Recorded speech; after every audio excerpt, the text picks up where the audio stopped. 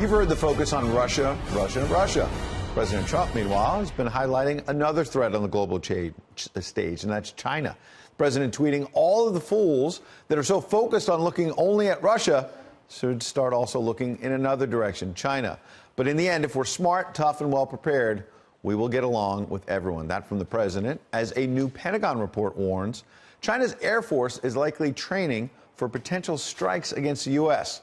So is this another sign China is, in fact, our next biggest threat? Here with insight is one of our old friends, Morgan Ortagus, a former State Department press officer, former financial intel analyst for the Treasury Department. Good morning, Morgan. Good morning. Nice to see you. Good to see you. What do you think about this Pentagon report? How concerned should we be about the idea that the Chinese Air Force is preparing for strikes? Well, I've been talking about China for quite a bit on your show. We did a week-long segment on Fox and Friends about China, what they're doing to expand militarily, economically, politically throughout the world. And I think this is something that all of our viewers should be paying attention to. What China is trying to do is to build their military to be a near-peer competitor to the United States. Since the fall of the Soviet Union, we really haven't seen a near-peer competitor from a military perspective. So we have the Russians, which are once again being active, and you're seeing more of their submarines. And the Chinese, of course, which are building carriers, which are building submarines, which have a very active, land component as well.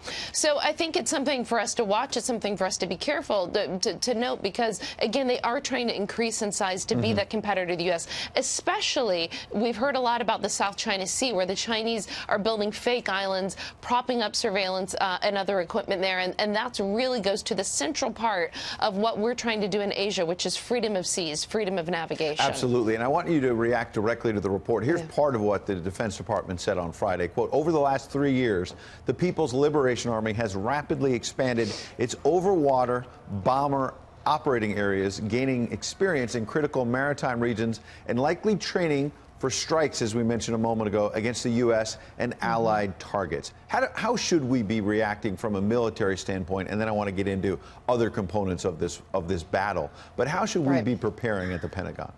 So I think it's important for us to continue our presence in Asia. The Chinese goal here with all of this is they want to have the sphere of influence over the Asian region. They want to control that area. Right now, we're there quite significantly. We have our allies in Taiwan, in Japan, in South Korea, Australia, others. And so the Chinese do not like that we're in their backyard. They don't like that we bring their carriers right near their shore. And so continuing to show our capability, continuing to do exercises there, and continuing to show that we're not ceding that region is important. You know, over the past probably 10 to 15 years, Ed, we've been really distracted in Iraq and Afghanistan for very good reasons. But what's happened is that the Chinese, as we've seen through this report, are expanding their capabilities dramatically. And it's not just with these conventional weapons. It's with AI weapons. It's with drones. It's with a lot of satellites, a lot of things that we don't see on a normal basis. All right. Some outstanding insight, as always, from Morgan Ortagus. Appreciate you coming in. You can go to foxnews.com, by the way, right now. We've got another analyst out there saying